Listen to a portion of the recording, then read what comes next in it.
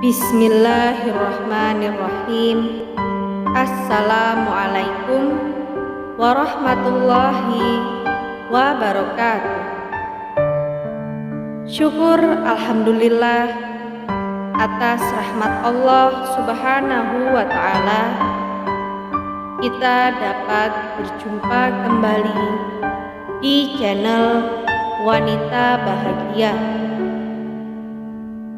Sholawat dan salam tak lupa selalu kita haturkan kepada junjungan kita Nabi besar Muhammad sallallahu alaihi wasallam. Allahumma sholli ala sayyidina Muhammad wa ala ali sayyidina Muhammad. Semoga kita semua selalu dimudahkan urusannya, dimurahkan rezekinya, diberikan kesehatan, serta diampuni dosa-dosanya. Amin ya rabbal alamin. Sahabatku sekalian yang dirahmati oleh Allah Subhanahu wa ta'ala, Maryah Al-Qibtiyah dan sisi romantis kehidupan Nabi Muhammad sallallahu alaihi wasallam. Kisah cinta Rasulullah sallallahu alaihi wasallam dengan Maryah Al-Qibtiyah atau Maria sejatinya telah mengungkap sisi-sisi romantis kehidupan Nabi. Saat pertama kali melihat Maria, Rasulullah terpesona dengan paras dan akhlak wanita dari kalangan Kristen Koptik yang memang cantik dan anggun itu. Keterpesonaan Rasulullah kepada Maria ini membuat istri-istri yang lain merasa cemburu. Maria adalah sosok wanita yang memiliki pemahaman agama yang baik. Dia juga telah disucikan Allah Subhanahu wa ta'ala dari prasangka buruk manusia. Belum pernah aku terpukau dengan keelokan seorang perempuan seperti halnya keterpukauanku kepada Maria. Rasulullah pun terpukau dengan kecantikan paras dan akhlaknya. Demikian pujian Sayyidah Aisyah untuk Maria. Maryah Al-Qibtiyah binti Syam'um merupakan budak dari Mesir. Ibunda Maria adalah keturunan bangsa Romawi. Maria mewarisi kecantikan ibunya sehingga memiliki kulit yang putih, berparas cantik, berpengetahuan luas dan berambut ikal. Pada suatu ketika Rasulullah mengirim utusan Hatib bin Abi Balta'ah untuk menyampaikan sepucuk surat kepada Raja Qibti Al-Muqawqis yang berisi ajakan untuk memeluk Islam. Raja menolak ajakan ini namun mengirim hadiah kepada Nabi.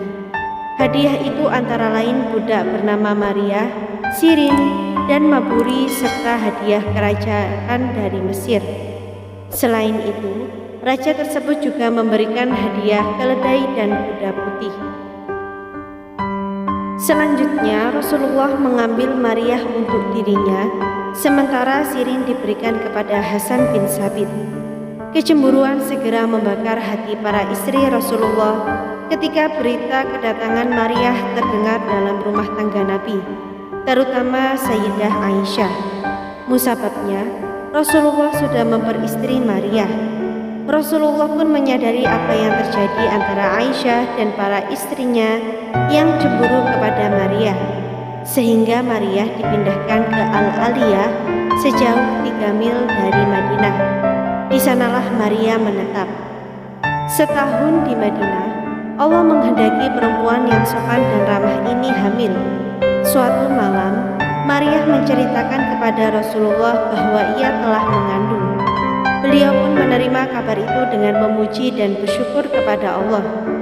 Berita tersebut langsung tersebar di Madinah dan semua menanti kabar gembira tersebut.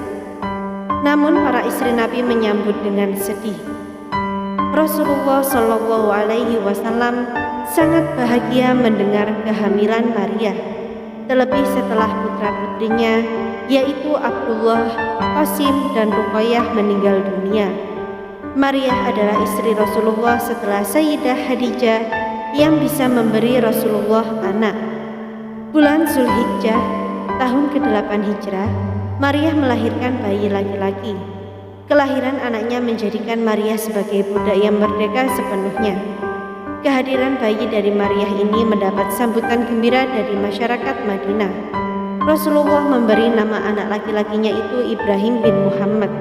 Harapannya kelak sang putra mendapat berkah sebagaimana nama bapak para nabi, Ibrahim alaihissalam. Saat bayi Ibrahim disusui oleh seorang istri tukang pandai besi bernama Abu Saif yang tinggal di perbukitan Madinah.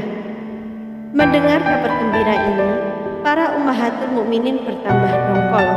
Pasalnya, setelah beberapa tahun menikah dengan Rasulullah, istri Nabi yang lain tidak kunjung diberikan anak. Pernah suatu ketika Aisyah mengungkapkan kecemburuannya langsung kepada Maria. Aku tidak pernah cemburu kepada wanita kecuali kepada Maria, karena dia berparas cantik dan Rasulullah sangat tertarik kepadanya. Ketika pertama kali datang, Rasulullah menitipkannya di rumah Harisah bin Nu'man al-Ansori, lalu dia menjadi tetangga kami. Akan tetapi, beliau seringkali di sana siang dan malam. Aku merasa sedih. Oleh karena itu, Rasulullah memindahkannya ke kamar atas. Tetapi beliau tetap mendatangi tempat itu. Sungguh itu lebih menyakitkan bagi kami, kata Aisyah. Cerita Umar bin Khattab. Kecemburuan para istri Rasulullah ini didengar Umar bin Khattab. Selama ini, Umar memang banyak mengetahui, bahkan seringkali terlibat dalam masalah rumah tangga Rasulullah. Itu terjadi karena Hafsah putrinya adalah salah satu istri Nabi. Setelah Maria melahirkan Ibrahim, cinta Rasulullah kepada bayinya amat besar. Hal ini dinyatakan oleh Hafsah dan Aisyah, diikuti oleh istri-istrinya yang lain, sehingga Nabi bermaksud meninggalkan mereka dan mengancam akan menceraikan mereka. Disebutkan dalam Sahih dari Ibnu Abbas bahwa ia bertanya kepada Umar, siapa dari dua istri Nabi yang menunjukkan perasaan demikian itu? Hafsah dan Aisyah, jawab Umar. Umar menemui putrinya Hafsah dan bertanya, anakku, Anda menentang Rasulullah Shallallahu Alaihi Wasallam sampai ia merasa gusar sepanjang hari? Hafsah menjawab, memang kami menentangnya. Kamu harus tahu, kata Umar. Kuperingatkan kamu jangan terpedaya. Orang telah terpesona oleh kecantikannya sendiri dan mengira cinta Rasulullah Shallallahu Alaihi Wasallam karena kecantikannya saja. Dalam sebuah sumber disebutkan bahwa Nabi meninggalkan istri-istrinya sebulan penuh. Sesudah cukup 1 bulan, ketika itu umat Islam yang sedang berada dalam masjid sedang menekur dalam suasana kesedihan. Mereka berkata, Rasulullah Shallallahu Alaihi Wasallam menceraikan istri-istrinya. Disebutkan bahwa Umar telah menemui istri-istri Nabi sesudah mereka ditinggalkan oleh Nabi dan berkata kepada mereka, kalau kamu tidak mau mengubah sikap kamu, Allah akan menggantikan kamu dengan yang lebih baik dari kamu semua. Salah seorang dari mereka menjawab, Umar, Rasulullah tak pernah menceramai istri-istrinya. Mengapa Anda yang berceramah? Peristiwa ini diabadikan lewat firman Allah dalam Quran Surat At-Tahrim ayat 2-5. Ayat 2 berbunyi, sungguh Allah telah mewajibkan kepadamu membebaskan diri dari sumpahmu, dan Allah adalah pelindungmu dan Dia Maha Mengetahui, Maha Bijaksana. Ayat 3. Dan ingatlah ketika secara rahasia Nabi membicarakan suatu peristiwa kepada salah seorang istrinya Hafsah. Lalu dia menceritakan peristiwa itu kepada Aisyah, dan Allah memberitahukan peristiwa itu kepadanya. Lalu Nabi memberitahukan kepada Hafsah sebagian dan menyembunyikan sebagian yang lain. Maka ketika Nabi memberitahukan pembicaraan itu kepada Hafsah, dia bertanya, siapa yang telah memberitahukan hal ini kepadamu? Nabi menjawab, yang memberitahukan kepadaku adalah Allah yang Maha Mengetahui, Maha Teliti. Ayat 4. Jika kamu berdua bertobat kepada Allah, maka sungguh hati kamu berdua telah condong untuk menerima kebenaran. Dan jika kamu berdua saling bantu-membantu menyusahkan Nabi, maka sungguh Allah menjadi pelindungnya dan juga Jibril dan orang-orang mukmin yang baik. Dan selain itu malaikat-malaikat adalah penolongnya. Ayat kelima, jika dia Nabi menceraikan kamu, boleh jadi Tuhan akan memberi ganti kepadanya dengan istri-istri yang lebih baik dari kamu, perempuan-perempuan yang patuh, yang beriman, yang taat, yang bertobat, yang beribadah, yang berpuasa, yang janda, dan yang perawan. Sesudah ayat-ayat turun, Rasulullah kembali kepada istri-istrinya yang sudah bertaubat. Semua sejarawan mencatat peristiwa ini, yakni bahwa wahyu itu memperkuat pendapat Umar.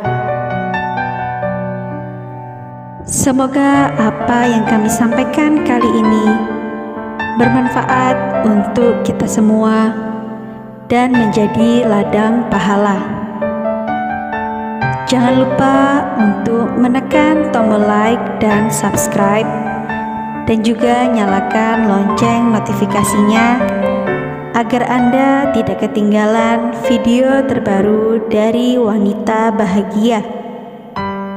Sampai jumpa di video kami selanjutnya. Sekian dan terima kasih banyak. Wassalamualaikum warahmatullahi wabarakatuh.